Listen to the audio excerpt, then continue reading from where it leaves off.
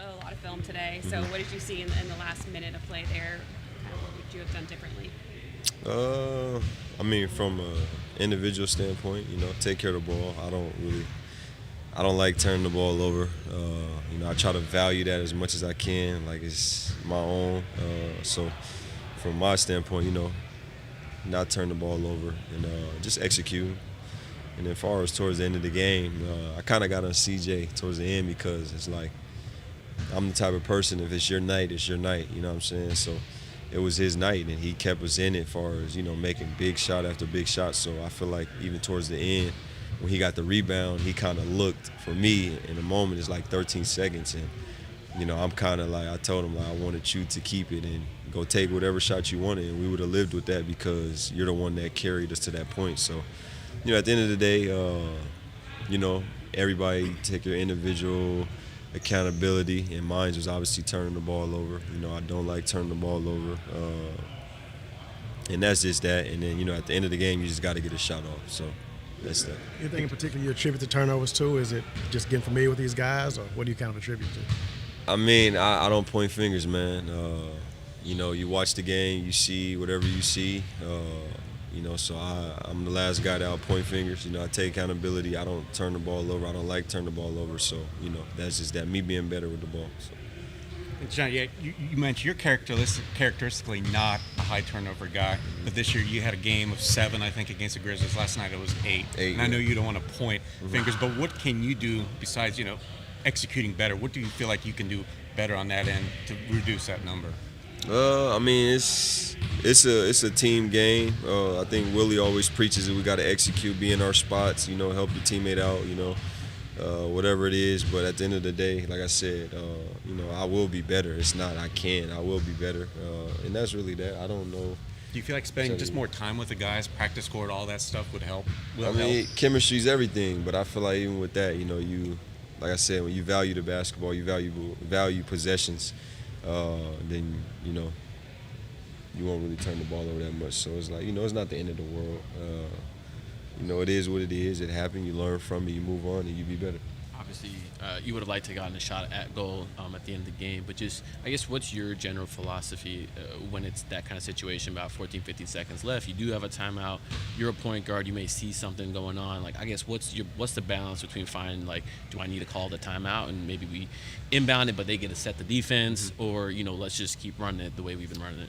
I mean, like I said, for a coach, I think it's hard just in that moment because you get a big stop, and then everybody's force is going that way. So, from the coach's standpoint, I think it's just so hard for them to call a timeout or just stay in the moment. Like, okay, we're gonna get something good. So I think that's the toughest. In that situation, like last night, I feel like CJ, you keep it and we live with you because it was your night, And one thing about the end of games, you don't want to play in the crowd. You notice if you watch a lot of basketball, guys don't really get to the basket, and because it put pressure on the refs too, So I feel like guys like myself that could create. You got CJ obviously create. You get to call what you want. So I feel like CJ, he bring the ball up, you get out the way. Or in that sense, I brought the ball up, and a big fella come and set the screen. I could easily back up, But in that moment, even when I'm bringing it, I'm ready to go to one of our plays to CJ, but I notice he's at half court and the big fella comes. So it was just a lot. Like I said, you learn from it. It's all a lesson, to learn. And you look back at it, and it's great film to have because, like I said, you could grow from it. And we all still trying to learn how to play with each other. We got guys in, we got guys out, no excuses, and you just try to build with what's here right now.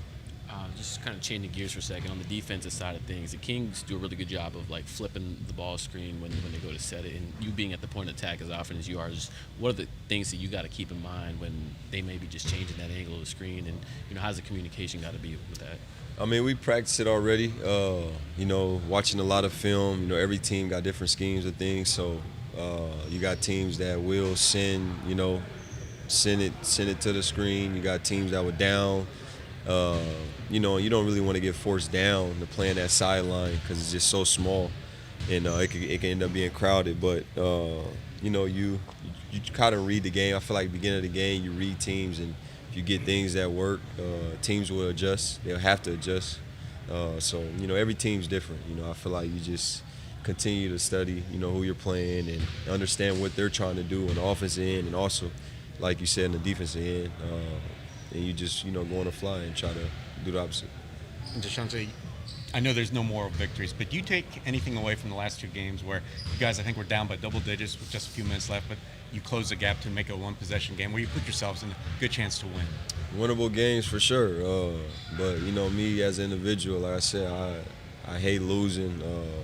I understand. I've been in the NBA. I know you can't win every game, you know, but it's just tough, you know. Losing is tough how it is, but you know, you look on the bright side. I think you point out the great things you're doing, you know, from an individual standpoint to a collective unit as a team, and you just continue to get better. You know, you see the great things you're doing, and you keep pushing at those, and then the things that you're not doing good, whether it's the execution standpoint, rebounding standpoint, boxing out, you know, turn the ball over, all those things you just learn from and try to continue to get better at it, because, you know, you look at the games and those are the little things that, you know, stop you from, you know, executing and winning the basketball game.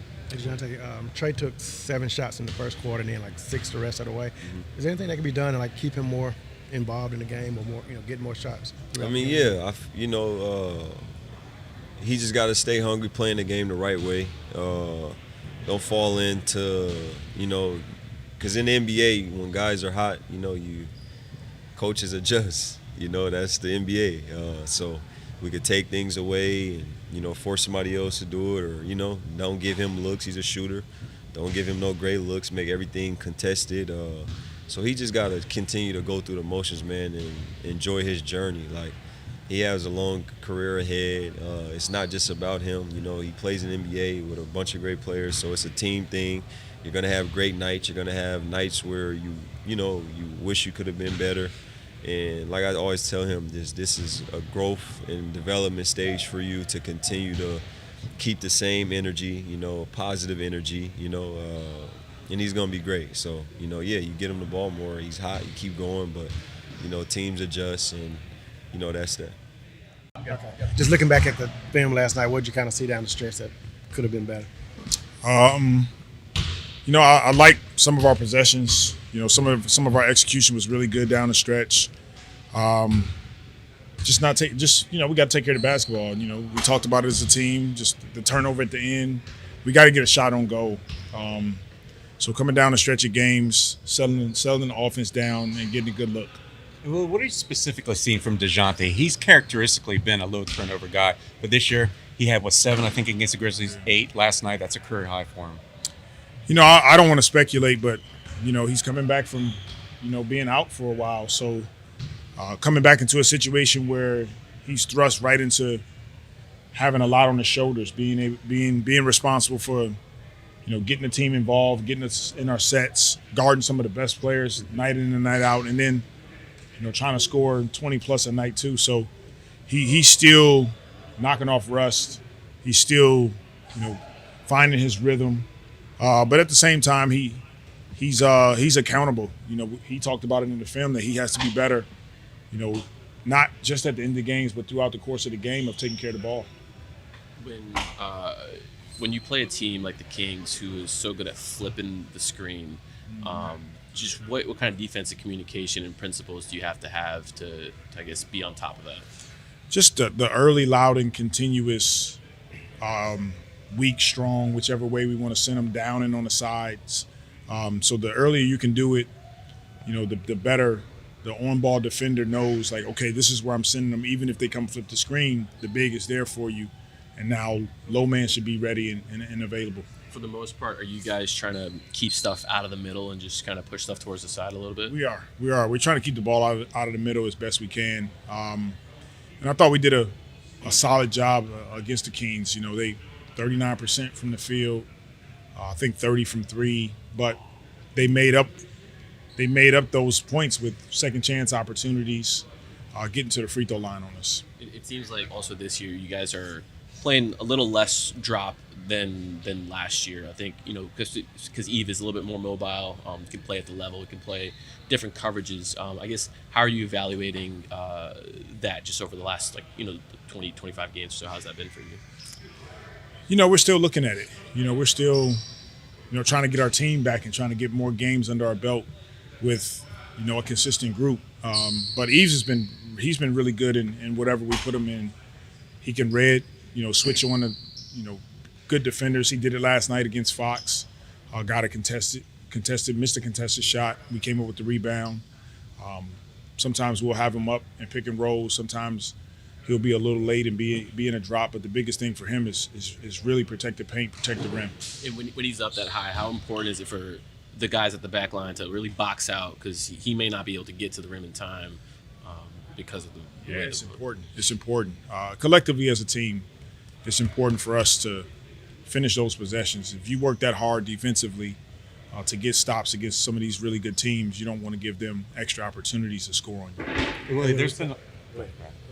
Well, a lot's been made of Trey's shot attempts or lack thereof, but when you look at the numbers, he's getting the front court touches. And you mentioned he's got to be more aggressive. So what are those conversations like? Like, what is that process for him, trying to get him just to be more aggressive?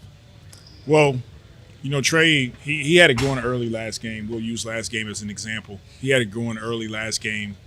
And in those moments, it's a responsibility on the rest of the guys on the floor to try to find him when he's open. But teams will make adjustments, and they'll guard him more closely, which they did in the second half. Now CJ's got it going. So now the mentality flips. Okay, let's get CJ more touches. Let's get him the ball. But collectively just, finding that rhythm with each of our guys when they have it going. And we're encouraging Trey.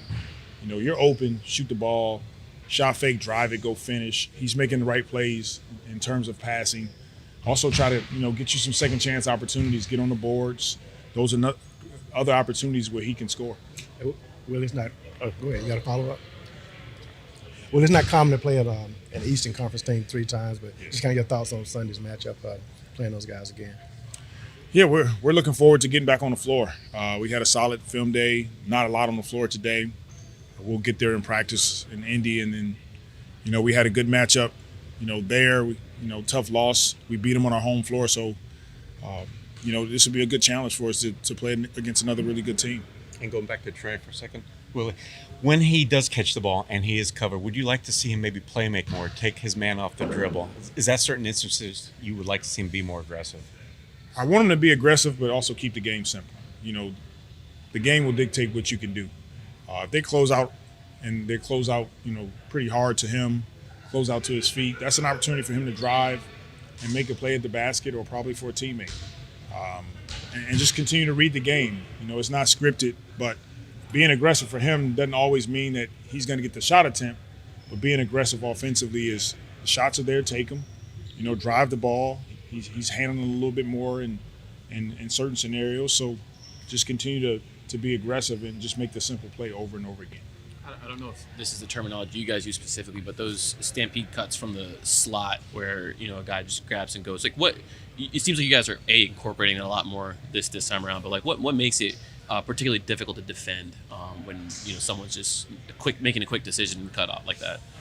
Well, a lot of times it's difficult to defend because the ball is being swung from one side of the floor to the other side. The defense is occupied, and the moment it's there, you got a heavy nail help guy. Usually I'm going to the middle off a pick and roll or off a drive, and I swing it. And now that's a tough rotation for the defense to make pretty quickly. So we call them more like boom drives. Those boom drives gives us opportunity to get to the basket, and then you probably have corner field, so you're getting a kick out corner 3. And Willie, any updates on maybe Javante or any of the other guys that are currently sidelined? No updates right now.